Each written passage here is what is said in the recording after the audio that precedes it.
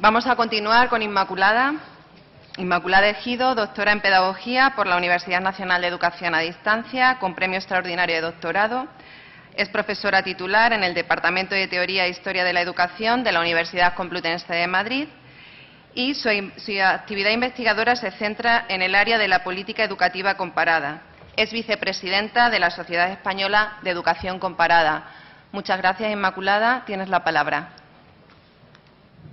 Muchas gracias, Araceli. Bueno, buenas tardes a todos. Yo creo que José Antonio ya nos ha despertado, ¿no? Si alguno estaba todavía con sueño. Bueno, en primer lugar, por supuesto que tengo que agradecer al INE la oportunidad que nos ha brindado para llevar a cabo este estudio secundario y también para estar aquí compartiendo este día con todos. Tengo que decir, como se ve en la pantalla, que es un trabajo en equipo, aunque yo lo presento. Han participado también Esther López Martín, Jesús Manso y Javier Valle. Bueno, voy a tratar de ser breve, de ceñirme al tiempo, pero me parece que debo comenzar hablando un poco del tema central del estudio, esta idea de la autoeficacia docente. Comentaré muy brevemente los objetivos, la muestra, el análisis de datos y trataré de centrarme un poco más en los resultados y en las conclusiones.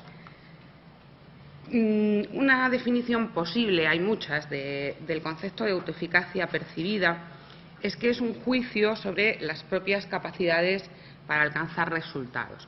Es un concepto que se comienza a trabajar con los estudios de Bandura en el marco de la teoría social cognitiva, que profundiza en cómo el comportamiento se ve afectado por las expectativas de eficacia, es decir, cómo media nuestra propia percepción de lo que somos capaces de hacer nuestro comportamiento. En el ámbito educativo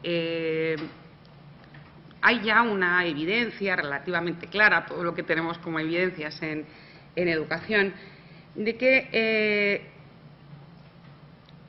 la autoeficacia del profesor tiene que ver con las acciones que ese profesor desarrolla y, en último extremo, está ligada al rendimiento de los estudiantes y a la motivación hacia el aprendizaje de esos estudiantes.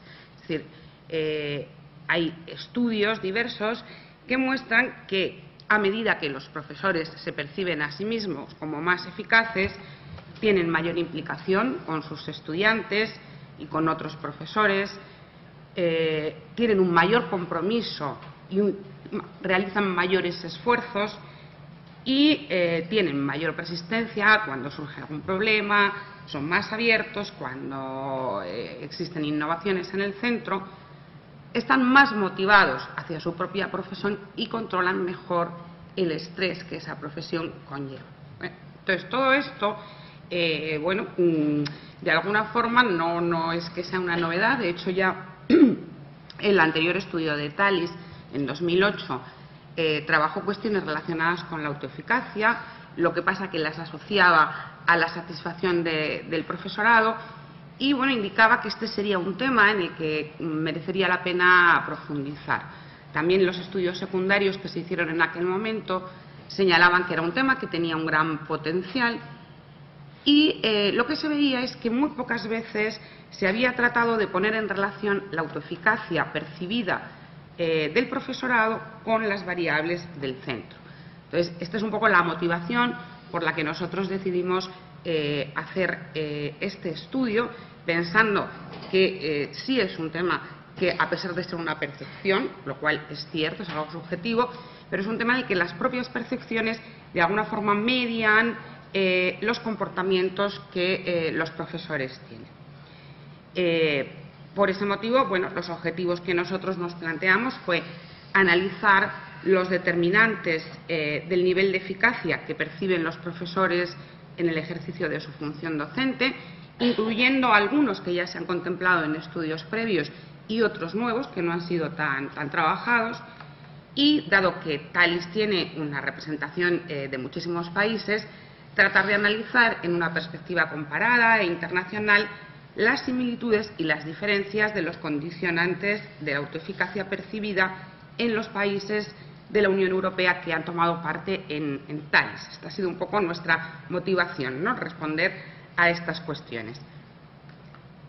Para ello hemos trabajado con los 17 países europeos que han tomado parte en TALIS 2013 y tenemos una muestra de más de 50.000 profesores.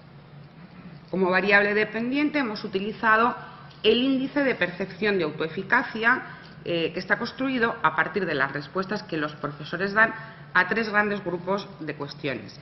La eficacia en la gestión de la clase, el cumplimiento de normas, comportamiento. La eficacia en la enseñanza, se trata ahí más bien de los aspectos didácticos, y la eficacia en compromiso del estudiante, es decir, cómo se perciben de eficaces para motivar a los alumnos. Como factores que puedan explicar en parte esta autoeficacia, hemos elegido distintas variables que están tanto en el cuestionario del profesor como en el cuestionario del centro. El cuestionario del profesor, ahí las tienen: género, antigüedad, situación como profesor, es decir, si son fijos o son contratados, si han llevado a cabo iniciación profesional, creencias constructivistas, cooperación, todas estas que aparecen aquí. Como variables del centro hemos trabajado con la titularidad, con la ratio alumnos-profesor y con la falta de recursos humanos y materiales. El análisis de datos se ha realizado a cabo por medio de modelos multinivel o modelos jerárquicos lineales, pensando que los profesores, que son el nivel 1, están agrupados en centros que son el nivel 2, ¿no? Y hemos estimado un modelo para cada uno de los países. ¿Qué resultados tenemos? Bueno, en primer lugar tenemos los datos quizá que son más sencillos, que son los datos globales sobre la eficacia percibida por los profesores en los países europeos que han tomado parte en TALIS. Ahí se ve como, por ejemplo, en la República Checa los profesores se perciben a sí mismos como menos eficaces, ¿no?, seguidos de Estonia, Croacia, sorprendentemente Finlandia, antes lo decía José Antonio, mientras que en el extremo superior tenemos Portugal, Dinamarca, Reino Unido o Italia, ¿no? Bueno, se ve que hay diferencias significativas entre los países de la Unión Europea y, de hecho, si nos fijamos en la media de TALIS, hay diferencias significativas entre todos los países que están por encima y los países que están por debajo. España, se puede ver ahí, está por debajo de la media de TALIS, pero tampoco en una posición muy extrema, ¿no? Bien, pero ¿esto qué nos dice? Porque realmente, bueno, tenemos, como decía José Antonio, las percepciones, antes ha salido, pueden tener mucho que ver, por ejemplo, con la autoexigencia. Yo no me percibo eficaz porque me exijo mucho. Entonces, creo que los resultados que pueden tener quizá más interés es que hemos encontrado una serie de variables, factores, que se asocian a la autoeficacia percibida en todos o prácticamente en todos los países que hemos trabajado. Esos factores son la cooperación entre profesores, la implicación de los estudiantes en su propio proceso de evaluación, el clima del aula, las creencias constructivistas sobre el aprendizaje, como se ve ahí, no es significativa en Italia y en Suecia, y la necesidad de desarrollo profesional. Esas variables, insisto, aparecen en todos o prácticamente en todos los países. Sin embargo, otras aparecen solo aisladamente en algunos países.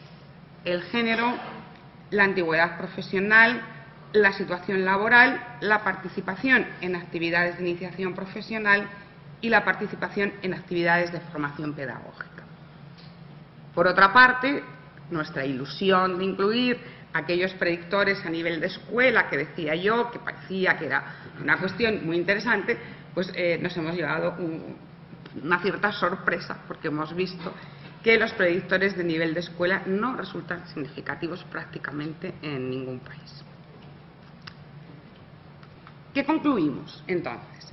Bueno, la primera conclusión hace referencia al gráfico que yo mostraba. Ya hemos visto que hay una diferencia entre la autoeficacia percibida en los países de la Unión Europea. Pero, ¿qué tienen en común esos países? Realmente no hemos sido capaces de encontrar unos elementos comunes o unas líneas convergentes entre los países donde los docentes tienen mayor o menor autoeficacia. De hecho, esos son países que no se parecen en nada, ni en sus rasgos demográficos, ni económicos, ni en otras cuestiones, y desde luego que no se parecen en nada en los resultados de rendimiento educativo, al menos según los mide PISA. Hemos visto que Finlandia, por ejemplo, está en la parte baja de la tabla y Portugal está en la alta. Pero tampoco hemos encontrado coincidencias en otras cuestiones del sistema educativo que pudieran a lo mejor estar relacionadas con los profesores, como por ejemplo los modelos de formación inicial y continua o el hecho de que existan periodos de inducción. Por tanto, creo que esa es una conclusión que, bueno, planteamos porque es un resultado del estudio, pero creemos que lo que tiene un cierto interés es lo que viene a continuación, y es que, como decía, las variables que se relacionan con la percepción de autoeficacia en todos los países, en realidad lo que están haciendo referencia es a la actuación profesional del profesor, al profesor como profesional. Cooperación, implicación de los estudiantes, clima de aula, creencias constructivistas y necesidad de desarrollo profesional. Sin embargo, los factores relativos al contexto en el que trabajan en los centros de enseñanza, la ratio, la titularidad, o las variables relativas a la coyuntura personal concreta del profesor, sexo, antigüedad, tipo de contrato, no se asocian a la autoeficacia percibida en la gran mayoría de los países. De alguna forma, esto viene a corroborar lo que ya decía Bandura en los años 70. Él planteaba que son los factores relativos al ejercicio profesional de los docentes los que se relacionan con la eficacia percibida por el profesorado. Pero él decía una cosa más. Él decía que los factores culturales del centro en el que se trabaja también tienen que ver con la autoeficacia percibida. Y en este sentido, algo que sale claro en nuestro estudio es que precisamente los profesores que realizan actividades de coordinación con otros profesores, los que intercambian materiales, los que trabajan en equipo, es decir, los que tienen hábitos de cooperación profesional, se perciben a sí mismos como más eficaces. Esto es algo que ha salido esta mañana. Beatriz Pont ha comentado la escasa cultura de cooperación profesional que existe en los centros. Ismael ha vuelto a retomarlo cuando ha presentado. José Antonio ha hecho alguna referencia. Por lo tanto, si de este estudio se puede sacar alguna conclusión, aunque sea un poco provisional y, por supuesto, tan sometida a revisión como tiene que estar cualquier tipo de conclusión en esta clase de estudios, bueno, pues es que deberíamos fomentar sencillamente la cooperación profesional de los profesores, puesto que parece que eso sí afecta a su percepción de autoeficacia y, por lo tanto, sería un mediador de comportamientos que están ligados a mejores resultados y a una mayor motivación hacia el aprendizaje por parte de los estudiantes. Esto es todo, casi me salto el tiempo. Muchas gracias.